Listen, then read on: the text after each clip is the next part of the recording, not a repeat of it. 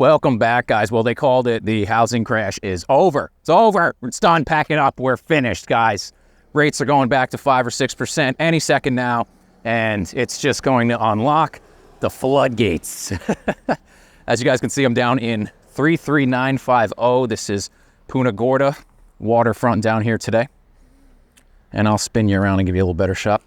Beautiful boating community. I'm not so sure it's going to happen in our area of Southwest Florida. And the reason I selected this area today is because this zip code, 33950, currently has 8.72 months of inventory of homes on the market.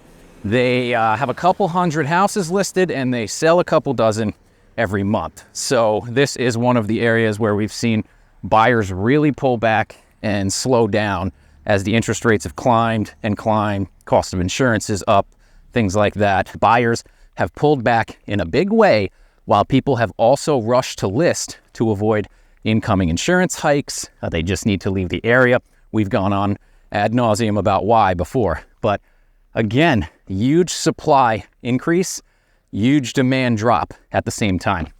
So kind of going on all across Charlotte County, kind of looks like it's going on all across Florida now. So when they say, oh, soon as rates go back into the sixes, things are going to get unlocked. I mean, more houses will sell for sure, but also more sellers will sell because they'll break their golden handcuffs. Traditionally, when people purchase a home, they need to sell a home. And we had a very unique situation on this last boom where people didn't need to do that. There was a lot of free money handed out. There was a lot of cash. There was a lot of gains from other areas of the economy that people took and invested into housing. Traditionally, that's not the case. And as you guys all know, we don't see that type of investment activity very often.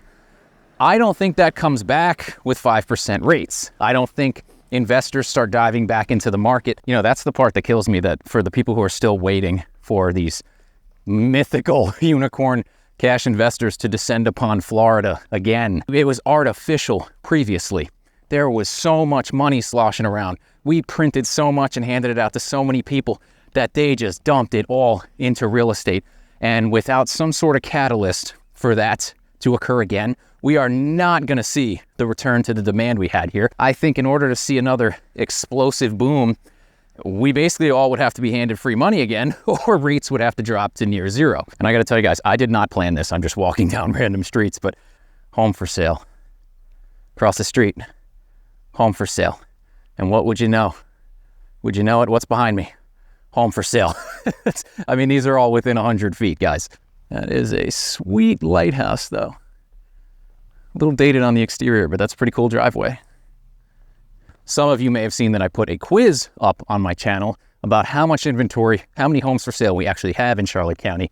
I came across an October 2017 data sheet just out of the blue. So I dove into the numbers, and currently we have 2,300 houses for sale in Charlotte County. 6 years ago, in 2017, we only had 1,400.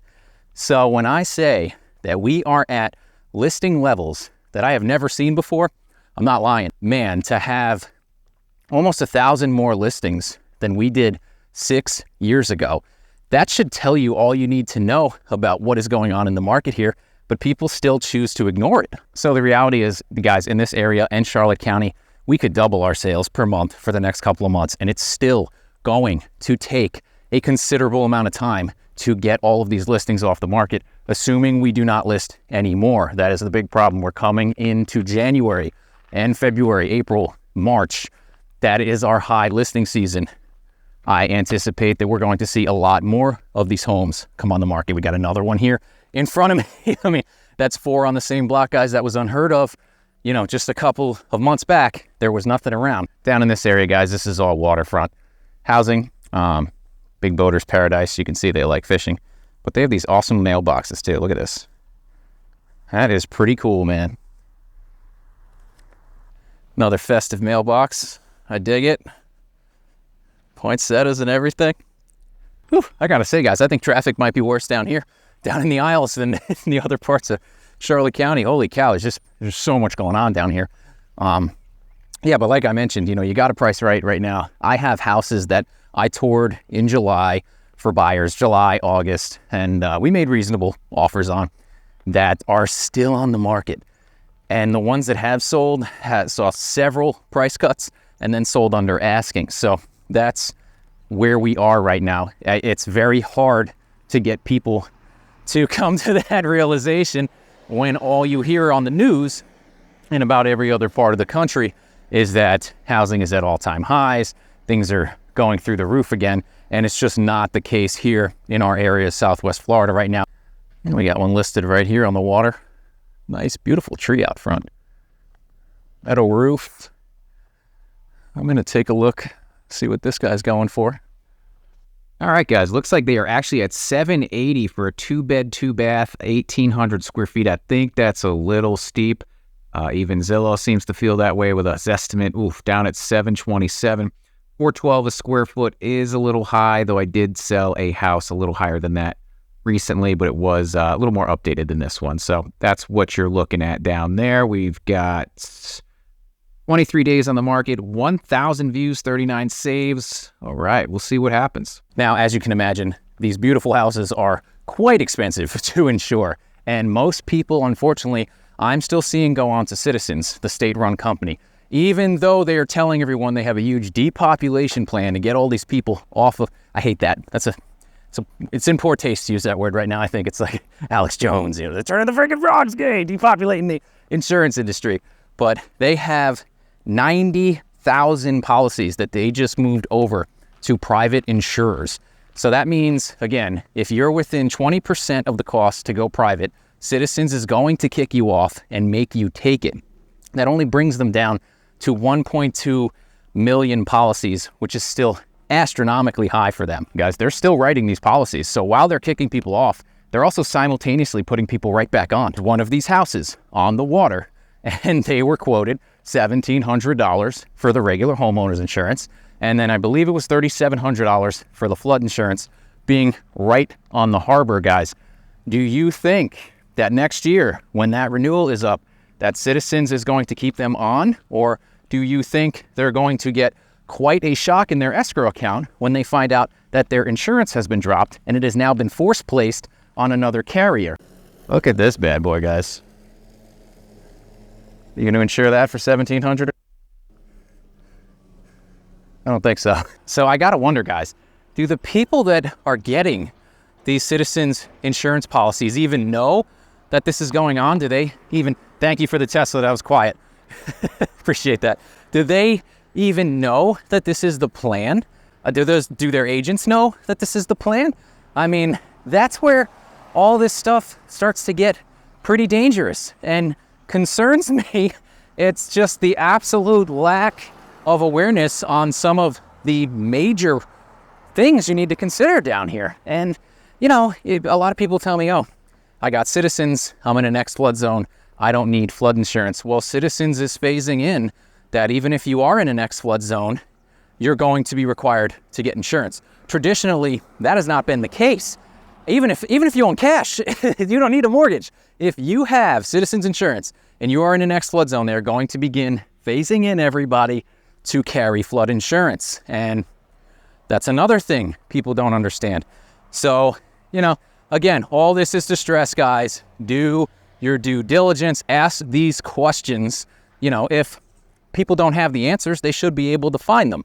So that's really what you got to look out for, and keep your head on a swivel when you're buying anywhere in the country. At this point, I wanted to say Florida, but God, there's insurance problems in California. There's insurance problems in South Carolina, down in the friggin' Midwest, like everywhere you go. Know the landscape is all I'm saying. Now is probably not the time to FOMO into something like so many of these people did and are now finding themselves in bad situations.